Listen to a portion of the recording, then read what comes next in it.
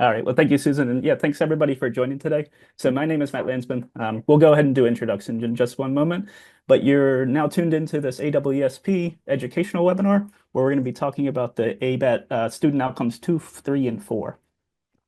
So I think one of the goals of this webinar really, and just as some context here, I'm a very new assistant professor, so that's part of the reason that I'm helping to moderate this.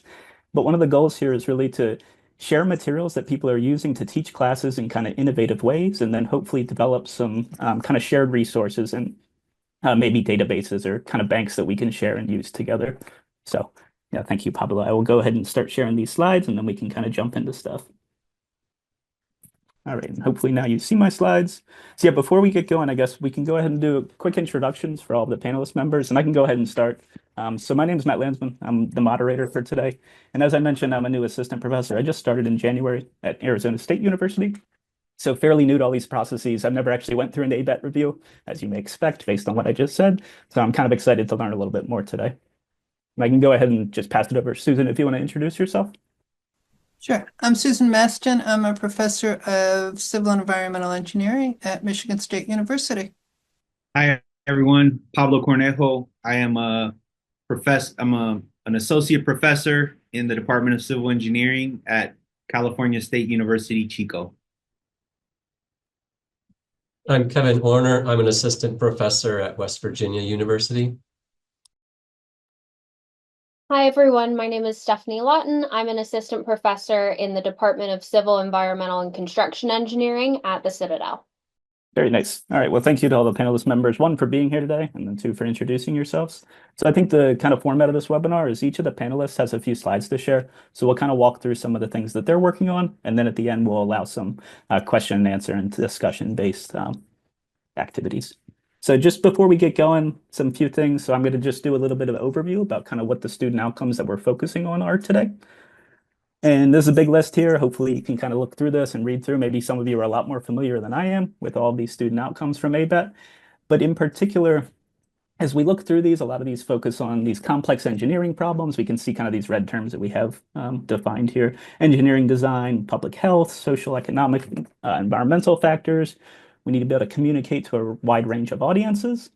And then in number 4, we can see recognizing the ethical and professional responsibilities that we have in these different contexts: so global, economic, environmental, societal, etc. And the reason we're focusing on these 2, 3, and 4 today is oftentimes, I mean, again, I'll reiterate that I don't have the experience here, but I think based on others' experiences, these outcomes tend to be some of the more challenging ones for people to actually accomplish and do well in their ABET reviews with context to these. So that's what we're going to be focusing on. And then we just have this other kind of sidebar here, this other introductory note, just thinking about some of the definitions that ABET uses. So this idea of complex engineering problems, where we have really wide range conflicting technical issues. There's really no obvious solution that people may be able to just immediately come up with. We really need to use our complex engineering problem solving skills to actually address them. And I think another thing here is this aspect of working in teams involving multiple disciplines in order to solve these. And then it kind of similarly, as we think about engineering design, we can think about kind of how we think about systems. So devising a system or a process that may meet the needs or the specifications of some goal that we're trying to achieve. It's usually this iterative process. It usually involves some creativity or decision making, and then we're eventually able to lead to these engineering solutions. So these are just, again, providing some context for where we're kind of going to dive into today. And I think those are the 2 intro slides that I have. So now I'll kind of pass things over and Susan will present some of her thoughts and work in this space. Thank you, Matt. So if you can Oops. switch to the next Okay, slide. thanks. Perfect. Okay, so just a little bit, I'm going to give you a perspective from, as an ABET coordinator. I've done ABET for our department as lead for the last 11 years, and I've been involved for a lot longer than that. So just a few things just to I want to address these initially. So one, in terms of assessment, what is assessment? So assessment is really a process that identifies, collects, and prepares data to evaluate the attainment of these student outcomes that we just talked about. And they can be direct, that's measurable based on student work, or they can be indirect, and that's often student surveys. One of the things to think about as you're doing ABET assessment is to make sure that there are consistent assessment tools across your courses, across the program. And this is especially important if the course in particular is taught by multiple instructors. So for instance, we use for student outcome 1, 75% of the students in that program achieve 75%. We also use rubrics, and I'll show you some of that later. Another thing is you need to set targets. Recognize that it's okay not to meet all of the targets. In fact, if you meet all the targets, then ABET kind of looks at that as testing to the test. The goal is CQI. So the goal is using the data to improve your program. Often faculty are, got to get it right. And that's right, you got to get it right. But you really want to be thinking about how you can use that data to make improvements. The data needs that you're collecting needs to be aligned with the specific student outcome. So common error seen as using, for instance, an overall grade on an assignment, but that grade includes multiple aspects, and there's some examples that we'll show you with that. And then another thing to think about is that you're assessing programs, not departments. So you need to disaggregate the data. So if you have courses that are taken by students in multiple programs, you need to be assessing the students in each of the programs separately. And that gets really challenging sometimes with group work. The way we do it in our department, which is just one way, is so for instance, if we have 25 groups, if we have groups that, for instance, we have one course that has students from civil engineering, environmental engineering, and applied engineering science. If it's a group with all applied engineering science, you don't want to even consider that. Typically what I do is if it's a group with a majority of civil, I count that as civil. If it's a majority of environmental, I count that as environmental. But you really need to think about that and develop a strategy within your program on how to deal with that situation. Next slide. Remember that in terms of collecting data isn't sufficient. It's important that you take that data and you close the loop in ABET language. Thinking about how do you use that, how do you collect that data, but how do you review it, and how do you use it to make programmatic changes? Next slide. So one of the first things you need to think about if you're just getting started is how do you do curriculum mapping? You do not need to assess every course every semester. You do not need to assess every student outcome in every course. Collect the data that you're going to use. If you're not using the data, it's not worth collecting it, okay? You need to have a plan of when you're going to assess. So is it on a 2-year cycle? Is it on a 3-year cycle? I don't advise a 6-year cycle. Typically, most programs use either a 2-year or a 3-year cycle. For lower courses, you can do formative assessment. It's useful to think about what students are coming into the program with in terms of knowledge and skills. But remember that in terms of ABET, those student outcomes are assessed, or the ability to achieve those student outcomes at the time of graduation.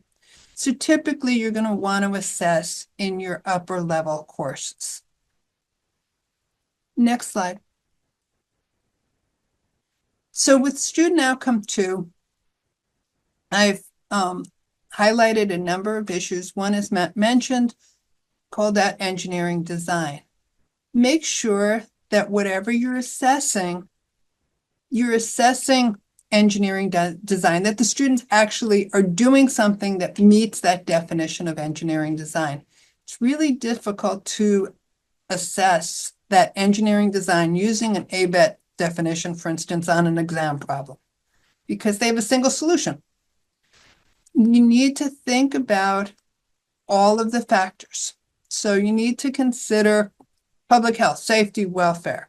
You need to consider global, cultural, social, environmental, economic factors.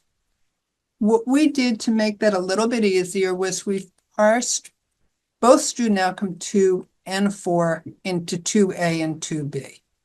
So 2A focuses on public health, safety, and welfare, and 2B focuses on the other factors.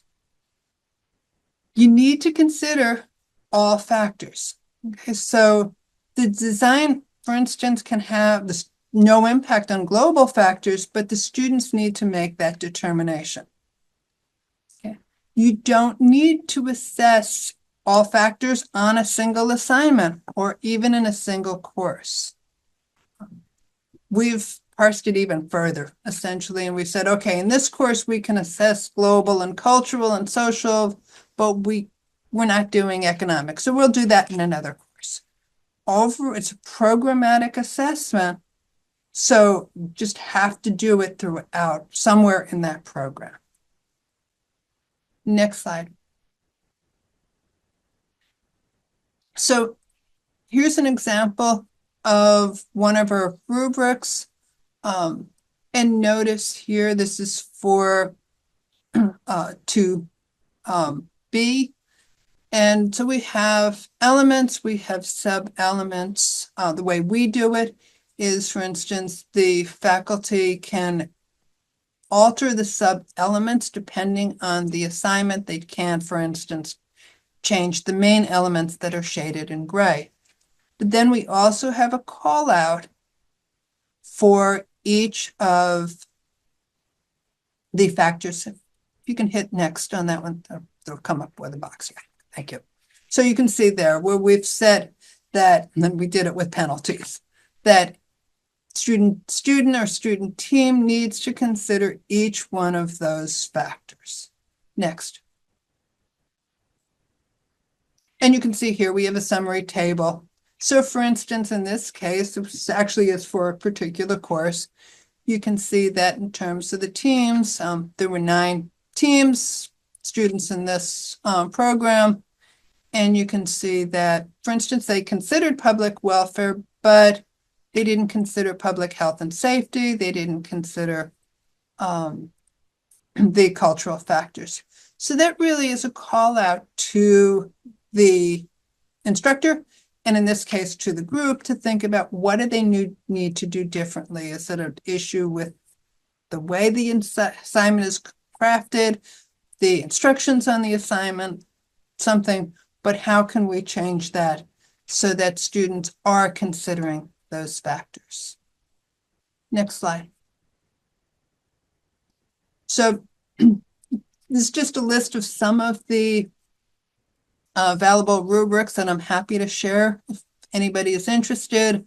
We've got the rubrics. We have a data summary form that kind of feed the information from the student work, feeds into an Excel spreadsheet.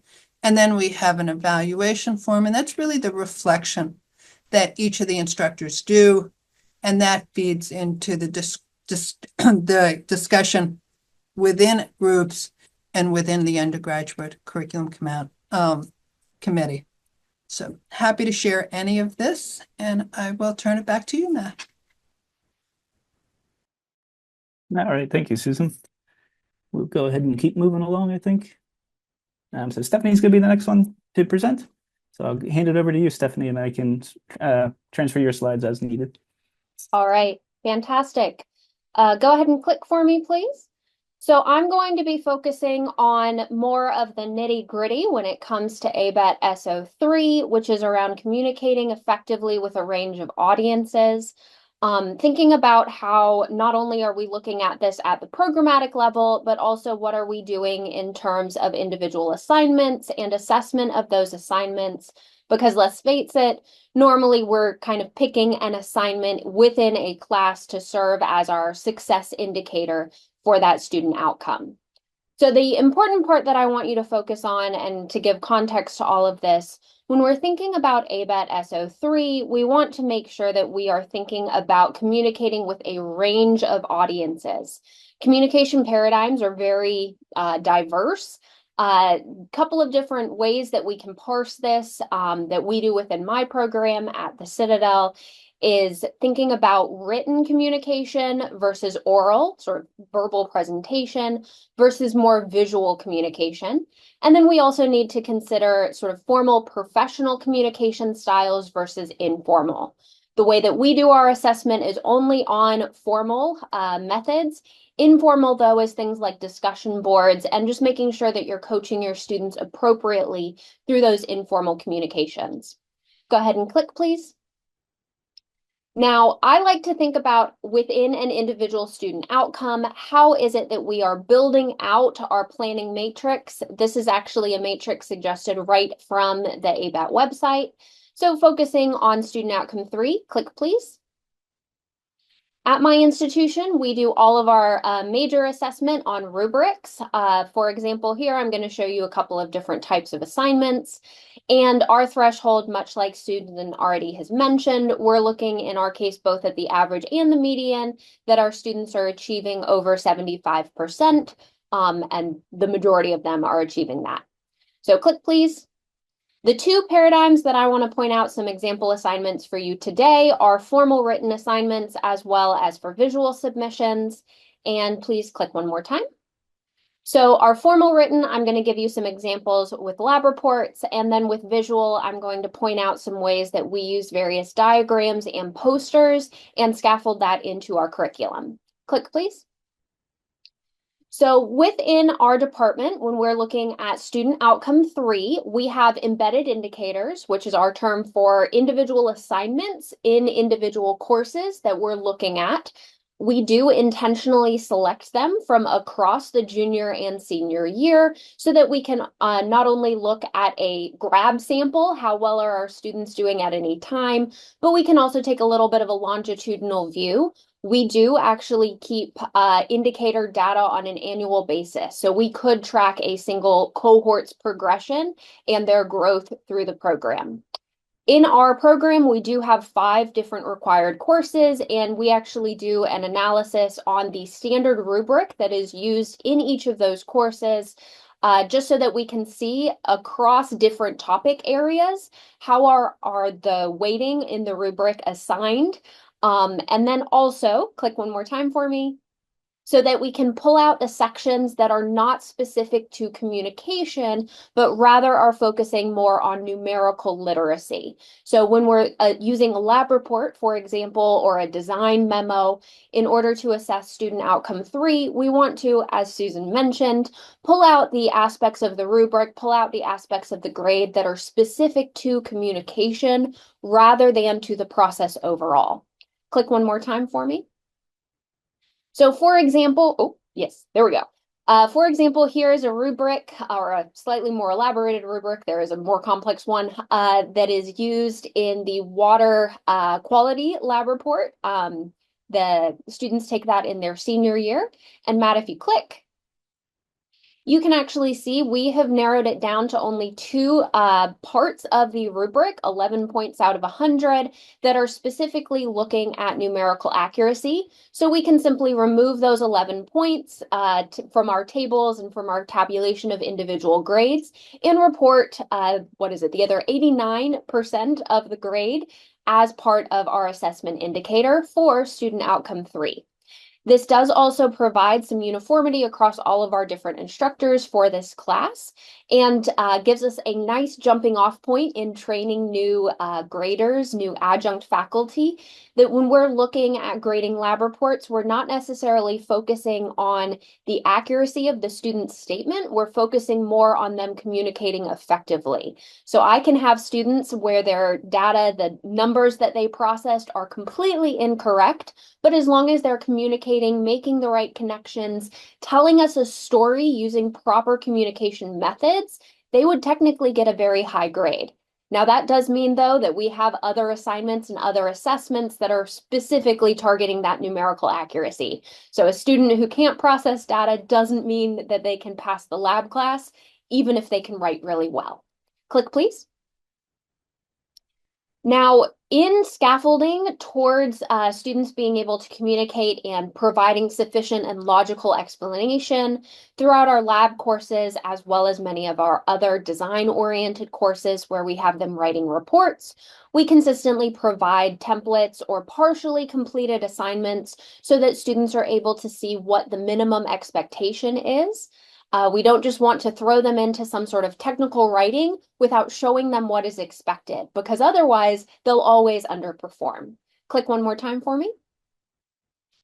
And just a little bit of a plug, I'm not here to talk about student outcome 2 and outcome 4, but one of my favorite writing exercises with my students is actually using the Envision system, which is kind of like a lead crediting system, but for civil infrastructure projects. And so it's a guided way to get students to think critically, and in my case, write critically and creatively about different aspects of sustainability and economic value and social value in the projects they're designing. Click, please. Now, in terms of non-written or non-report types of communication, I like using these in my classes and advocate it to a lot of my other faculty because, let's face it, nobody wants to grade 50 lab reports. That makes for a really miserable weekend. And so by bringing in some diversity to the types of assignments, communication assignments that you have your students doing, it not only makes it a little more fun for you, but it also helps break up the monotony for the students. So here are two examples of student reports, or excuse me, student posters that we do in our Introduction to Environmental Engineering course. Now, important to note as to why that is a communication assignment and not just a life cycle assessment assignment, the students have actually created none of the content that they're presenting here. We give them a technical article from a published LCA, life cycle assessment, and they're instructed to pull out various aspects and present them in a poster. These posters are then hung up around the classroom or around the hallway, and students are actually instructed then in a follow-up assignment to give feedback on one another's posters. So not only are they presenting a poster, but they're also receiving information from the posters created. Click one more time. In my program, we are civil, environmental, and construction. So we do a wraparound where we're thinking about not only what are we building, but how are we communicating what is to be built so it can be built more accurately. Because let's face it, sometimes we have to tell our subcontractors what they're doing so that they can understand what's going on. Here is an example of a drawing that in our freshman drawing class, I have my students replicate. The grading criteria is all just how well are you using AutoCAD? How well are you able to replicate an image given? However, the image that we select in that freshman drawing class is important. Click one more time for me, Matt. This is an example of a student submission in our water and wastewater design course where they're designing a small set of sanitary sewer pipes. As a part of their submission, they have to not only submit their numbers, but also submit a visual representation. And so we're scaffolding across the program from freshman all the way to senior year for students to develop not only their technical skill of using AutoCAD, but also clearly communicating via technical drawings. All right, please click. So final tips, kind of in summary. Don't be too concerned about having to create totally brand new rubrics if you're already using rubrics to control across various instructors and make sure grading is uniform. You may be able to update rubrics or take subsets of rubrics that you have in order to focus on things like just communication skills as opposed to numerical accuracy. With communication does not come naturally to students, especially more technical forms of communication. So make sure that you're building across the curriculum. That's that formative feedback piece that Susan spoke about. And don't forget to include non-written means of communication in your assignments and in your assessment. It makes it a little bit more fun for the students and a whole lot more fun for you if you're the one stuck grading it. All right, that's all I have, so I'll turn it back over to Matt. All right, thanks very much, Stephanie. That was great. So we'll go ahead and keep moving. And then as I mentioned earlier, we'll save our questions till the end, and then we'll have a nice discussion with everybody. So I'll now turn it over to Pablo. And Pablo, let me know as you need me to transfer your slides. Sound good. Thank you, Matt.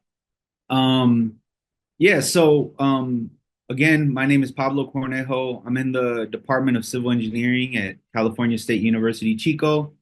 And I'm just going to talk through a sustainability assessment that I do in my class, Civil 302, and address SLO2, 3, and 4 in the process. It's a sustainability assessment that looks at wastewater treatment systems in Costa Rica.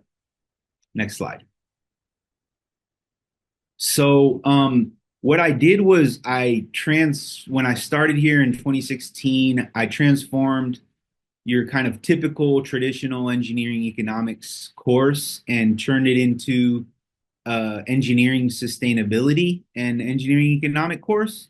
So students have this Costa Rica project where they use the 3 pillars of sustainability to look at social, environmental, and economic impacts of 3 different approaches to wastewater management in Costa Rica using a decision support tool that's designed to provide decision support for small wastewater treatment systems, for smaller systems. And this triple bottom line sustainability assessment is kind of a nice feature to address some of the SLO factors that we're looking at, especially in 2 and 4. So there's an environmental performance piece, an economic performance piece, and a social technical performance piece. Next slide, please. So just the general framework was that there's these context-specific sustainability metrics that are identified to then use life cycle cost analysis, your typical engineering economics equations to calculate things like present worth of costs, but then also include things like affordability that have an impact on people. Life cycle assessment, there's different life cycle assessment factors extracted in a Google Sheet form. Students are able to calculate carbon footprint based on inventory data and also eutrophication potential. And then there's also these social technical factors that are context specific, things like appropriateness of technology and resilience and maintenance time required, that get them to think about the social aspect in this global context. And so next slide, basically with the input data available, the students are able to go through this multi-criteria approach to look at 12 different sustainability metrics and then recommend an alternative. So it goes beyond bottom line of just looking at economics to incorporate the 3 pillars of sustainability. Next slide. As has been said throughout, this talk is addressing student outcomes 2, 3, and 4, and there's different specific parts that may be picked out in order to address them in a more meaningful way. So some of the bolded words are some of the places where I place emphasis for the group project, and there's rubrics that have been developed to evaluate the ABET student outcomes for these considerations. I'll point out that, when you look at student outcome 2 versus 4, you see, it's interesting that you see some similar words, like social, environmental, and economic factors are both in there, but then in the other one is social, environmental, economic context, and then global is in both words, but then you have cultural in student outcome 2. So it's just kind of interesting to grapple with what some of those differences may mean. Next slide, please. Just a couple resources that I use in the class is I've done this project a couple semesters, so I have this student efficacy survey, and I have 132 different students that have done it over the course of a couple years, and I've collected the data just to see like long term what are areas of improvement. This is an indirect assessment where students answer questions related to how they think they improved in terms of the outcomes 2, 3, and 4. There's limitations to using these types of self-efficacy surveys because students tend to rank themselves higher than maybe they're actually performing at times. But it's useful for me as an educator to, understand students' perceptions of the group project, but then also reassess if I want to make any changes to improve certain areas. And then also there's like direct assessment via rubrics, and I'll show you some of those tools in the coming slides. Below are a couple of peer-reviewed conference proceedings from ASEE that lay out some of the framework of the development of the class, and I'd be happy to share those resources at a later time if anybody reaches out to me. So next slide, please. This is just a snapshot of the Google Form self-efficacy survey data with the 132 responses.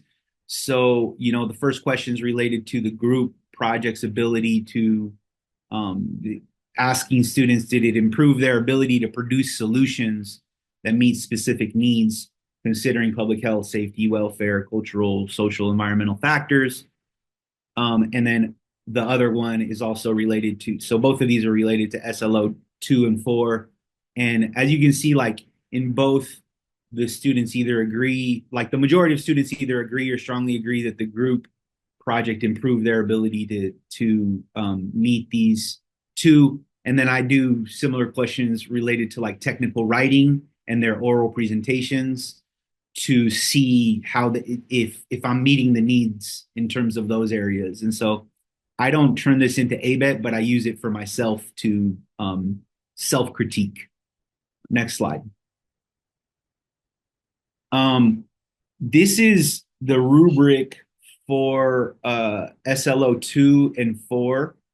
And I just want to kind of highlight the structure. So I have, under criteria, I have different kind of parts of the final report that they submit. And as you can see, the different parts are, I don't use the overall assignment grade, but instead I use different components within the report to assess different student learning outcomes. So the introduction problem definition, what I really want to see is that they are presenting the bigger picture significance of the project in a global context, and also social and technical impacts or the social implications. And in the social and technical impact section, in conclusion, that's where I assess SLO 4. And then I lean a little bit more into the economic and environmental methodologies and then results in for SLO 2 in the methodology and the economics impacts and the environmental impact section. And then as you can see across the columns, there's just different point schemes for ranging from unsatisfactory to developing skills to satisfactory and exemplary that I use with a description. And I provide this to the students to be as transparent as possible, that this is the rubric and this is how I will assess this final report. Also, one other thing that I do is they have a written proposal and a progress report prior to their final report, where I give iterative feedback and they're able to improve their writing along the way, so that by the time they get to the final report, they have more of a polished product and they're building up to their final semester-long submittal. Next slide. And then this is the guide that I use primarily for effective communication for their final oral presentation and final report. So it's another portion of the assignment. And these are just some kind of things that I'm looking for, like just evidence of effort and grammar, legible and appropriate information, the use of visual aids in technical writing, and even just some basic things on how they introduce figures or tables, and then professionalism in their oral or written communication. Next slide. And then for the program outcome assessment summary, for this course, for each of the outcomes, I'll submit a summary like this to the ABET coordinator, the chair of the department, and then we'll have meetings where we talk about the entire program and everything like that. But I just wanted to show this structure where, I have the outcome, I have a description of what I'm attempting to do with my assessment.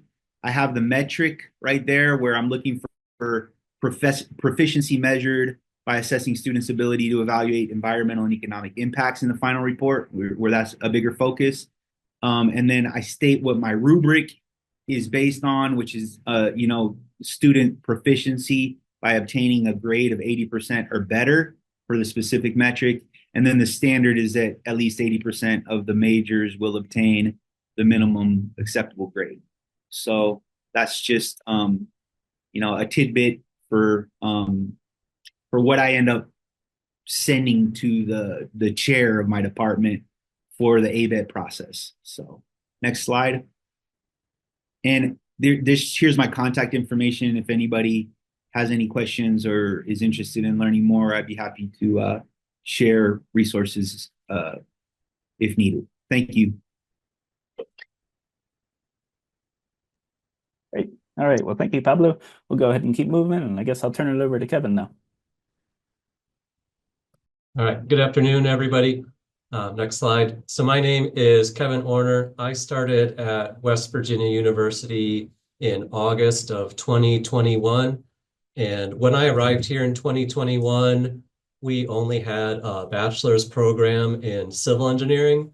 And about 2 years ago, in fall of 2023, we started a bachelor's program in environmental engineering.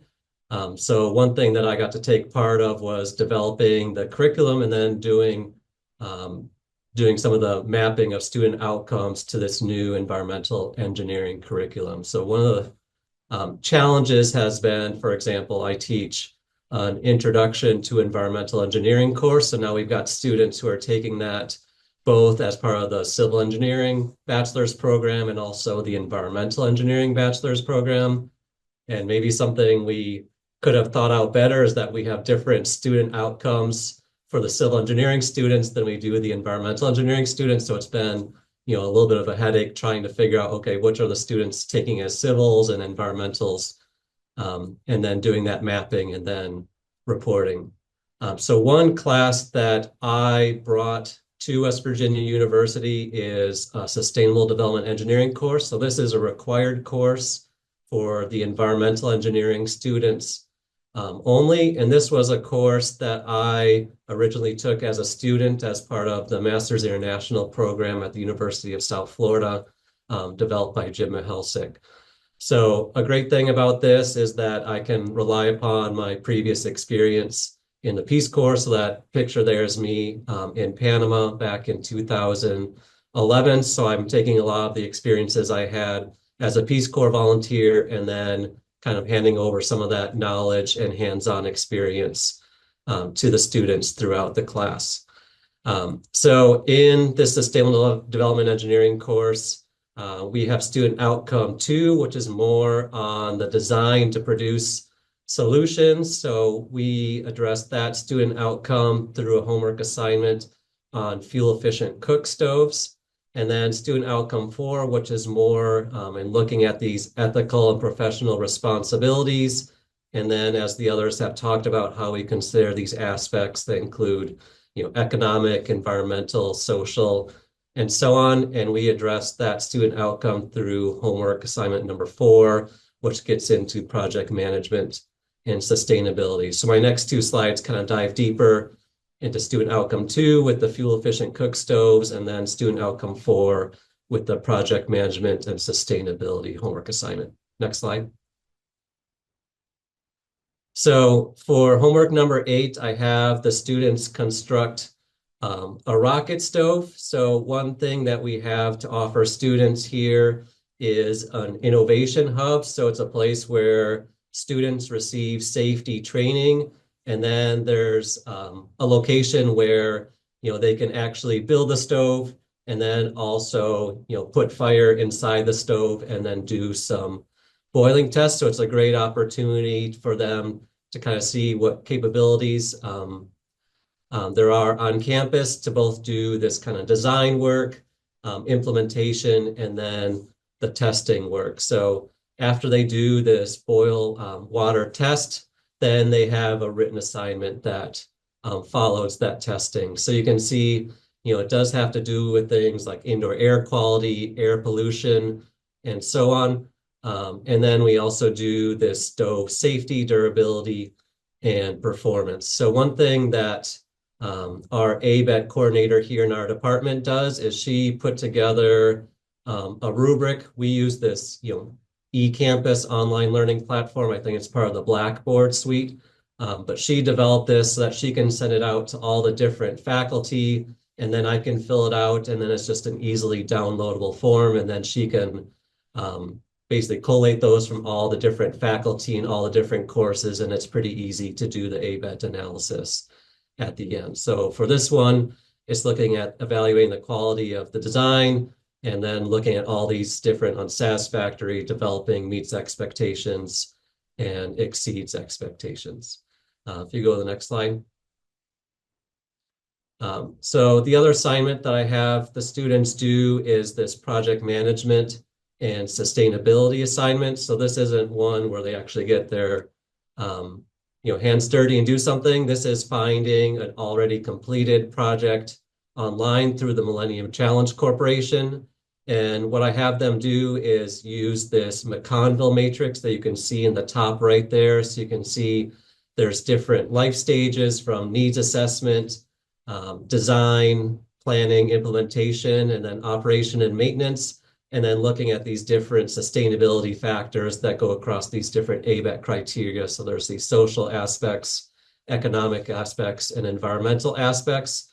So they basically evaluate from all the different life stages for these different pillars of sustainability, and they go through all 25, of these cells in this matrix to do the evaluation of the project they found at the Millennium Challenge Corporation. So after I have them go kind of cell by cell, they summarize their results, discuss their results, and it makes it pretty easy for me because all the ABET criteria related to these environmental, economic, social criteria, that's all basically, divided out within this matrix here. So this has been a great way for me to kind of figure out, one, how to develop my own class, two, do the mapping into a new environmental engineering program, and then see how it all fits together, and then doing that alongside our existing bachelor's program in civil engineering. So I can speak to developing a course, doing this mapping for environmental engineering.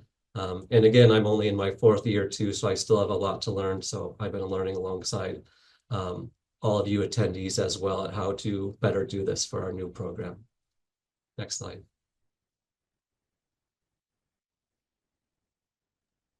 All right, well, thank you, Kevin. And thanks to all of our speakers. So I guess, yeah, that wraps up kind of the presentation portion of our webinar today. So I think now we can kind of move on to the question and answer portion. We have one question on what is your take on assessing group work?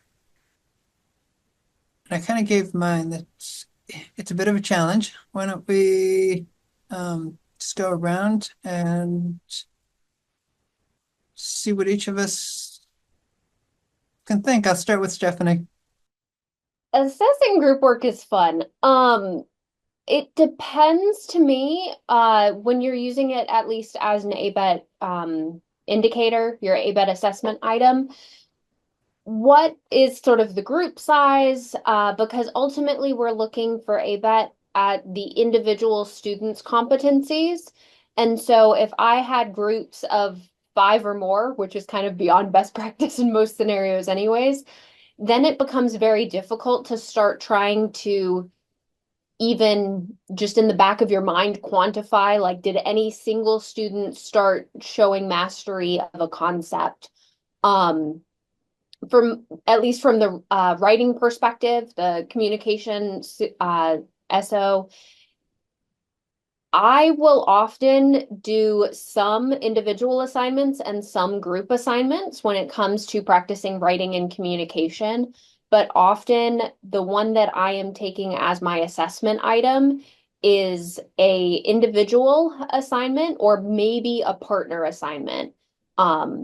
If it's any more than two people, then I start going, well, did one just totally hang on the coattails of everyone else? And so then it becomes less meaningful for assessment. In my case, the group assignment is typically groups of three, and it is challenging, but I do use it, and I think that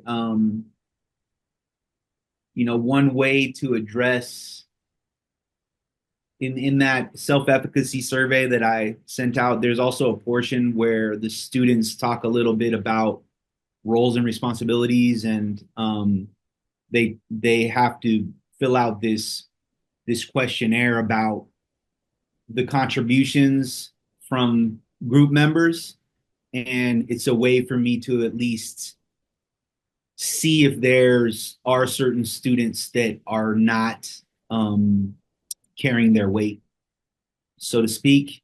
And so that's one way that I can kind of weed out some of the concerns that Stephanie was mentioning. And just to build upon what Pablo was saying, I have teams of three, and I do a mid-semester peer review and an end of semester peer review. And usually with that mid-semester peer review, most of the teams are performing well. And if there are any issues with a team member not carrying their weight, I'll at least have caught it at the middle of the semester and not at the end of the semester when there's no time to do anything about it.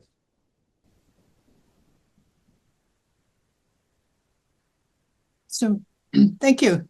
So we have another question. Let's see. Sometimes I have assessments that I grade in addition to students' peer review grading.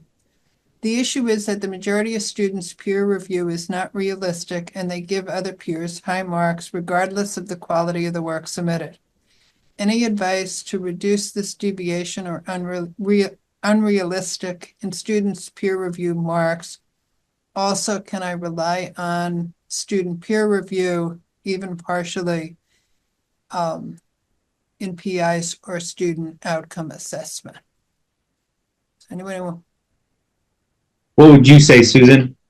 Okay, we've agonized this really with student outcome 5, because the question is, we don't necessarily see how the students are interacting amongst one another. So we rely very heavily on their assessment of one another. We've actually just spent probably close to a year kind of in a smaller group of faculty that are assessing student 5. We've come up with a Qualtrics survey that actually has a slider, because one of the things that we find is that if you just, are grading them and they fill in the blank, they give everybody a 4.0 or whatever, and there's very little deviation on what they're giving. We don't use student assessment for any other student outcome. We use it I do the same thing with having posters, and I have them give each other feedback, but that's really for them to learn and how to give feedback, to get some feedback, to see, what their peers are thinking in terms of their ability to communicate. But I'm not using that for assessment, for student outcome assessment. And as far as I know, we don't use any student peer, other than student outcome 5. We don't do any student assessment. Anyone else? I'll pop in. With regards to peer reviews, I have actually built that in to some of my classes. For example, like the fluid mechanics lab, as well as some of my design classes, so like stormwater management design. And it does not fully replace the instructor giving feedback. I had the same thing where students will always give each other almost perfect scores. And I wanted them to give more constructive feedback, like what I would do if I was grading them. I actually found that once I started giving the students a example, prepared by the instructor, like this is the type of critical thinking I would expect to see in your lab report. Not that it is an identical lab to what the students are doing. I actually do a slightly different lab that they're not running that particular semester, just so that they can see what it looks like. Then I actually found that the students were giving more critical feedback to their classmates. Once everybody had a level playing ground of seeing what the instructor thought was what was expected, then suddenly they were comparing themselves to that same standard. And like Susan said, I don't use any peer review, peer assessment, except for when they're evaluating each other for teamwork and leadership, just because so much of that happens outside of the classroom and I can't monitor that. Thank you. Another question. Sorry, Susan, before we move on that one thing that I'm thinking about here, just as an assistant professor, as a new faculty member, like the phrasing of these questions, how do they make a difference? Is it worthwhile to just say like rank the people on a scale of 1 to 10? Or is it better sometimes to say like, what's one constructive thing that you could recommend to this group next time they present something and try and have them come up with like a solution rather than just saying, all right, let's give everybody 10s. Yeah, I actually, in mine, I started asking them to actually identify strengths and weaknesses for each of their teammates. And to answer the question, if you were in the position of hiring, would you hire this individual? Why or why not? Good one. Mine is structured as basically what is the percent contribution of each of your team members, and justify why, and also give them and yourself a letter grade. And I've found that students are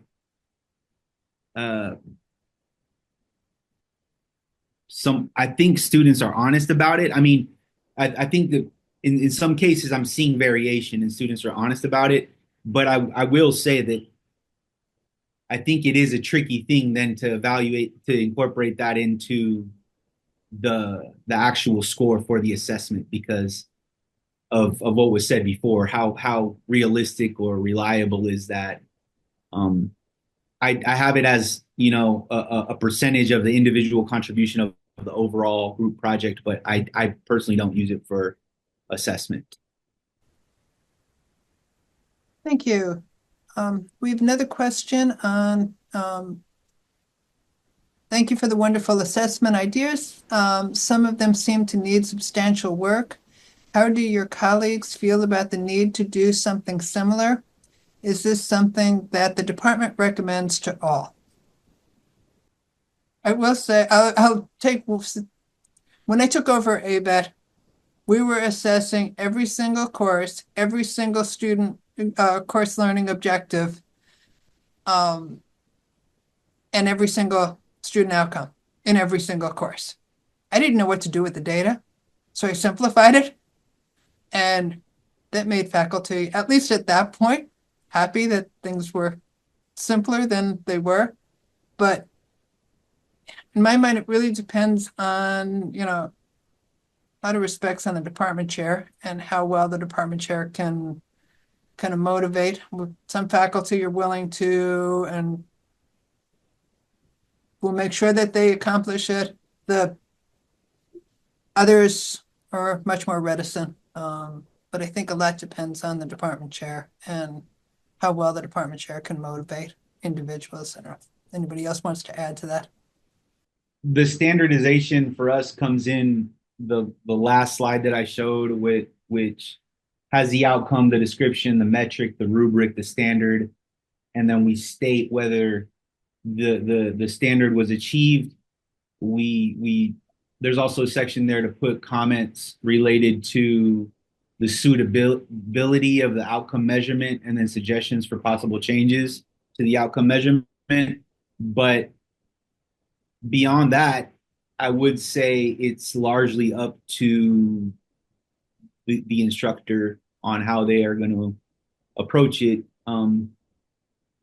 As many of you know, if you've ever been in a room with a bunch of PhDs, they may end up doing it the way that they want to do it.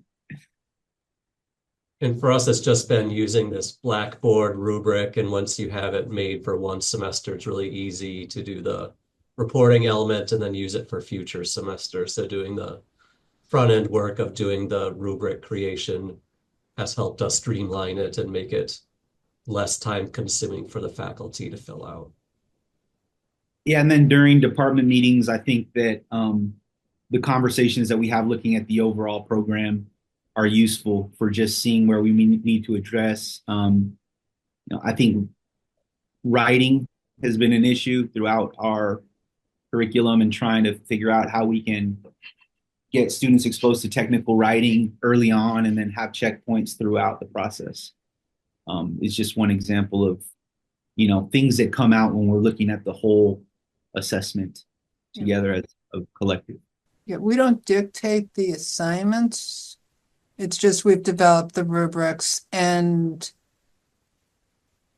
the Excel spreadsheet summary forms, and it's really, if faculty can modify the rubric so that it's applicable to whatever assignment they're doing. The goal was to not have faculty do double work, that they could use the rubrics and the assessment of student work and use whatever portions that were appropriate from that rubric in order to assess for ABET assessment.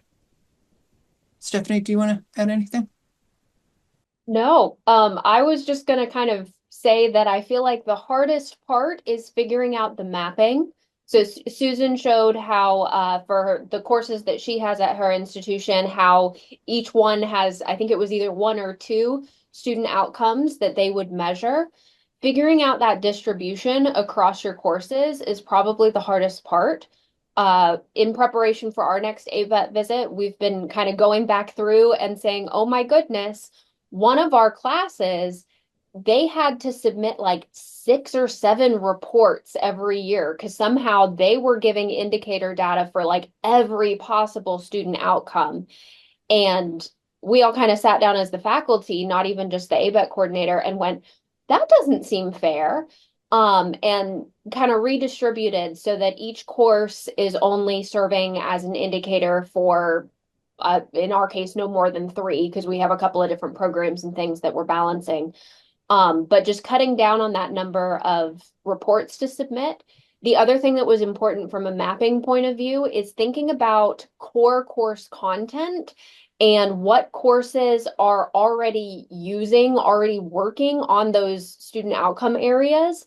And so instead of going in and saying, oh, environmental 355, you now have to be in charge of assessment for student outcome 5, we go and say, okay, for this course, they're already working in the area of student outcome 3. That's where we're going to embed it. So it's not adding additional work. It's not creating assignments from scratch. It's using what's already there. And that's the way we do it also. And there was actually some red in there, and that's because we need to go back. And the past year, the instructors were like, no, we really can't do this in this course. So we've got to think about where is it being done and how can we then use that for ABET assessment. Just real quick to respect everybody's time. I wanted to quickly thank Matt for moderating, and I wanted to thank Susan for organizing this webinar, and also I wanted to just quickly thank Ruzbe Tarani, who's the chair of the AEESP Education Committee. We hope to be hosting other webinars in the future. Great. Yeah, thank you, Pablo. And thanks to all of our speakers. Thank you, especially Susan, for doing a lot of the heavy lifting with this organization. I think with that, I think we'll go ahead and wrap up the webinar. And as we said, we have this recorded, so we'll be sharing this on YouTube.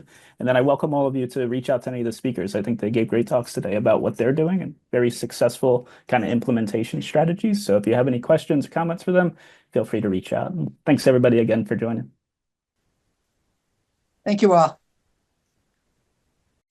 And if we didn't answer your questions, just please reach out to any of us and we're happy to answer. So I will end the webinar.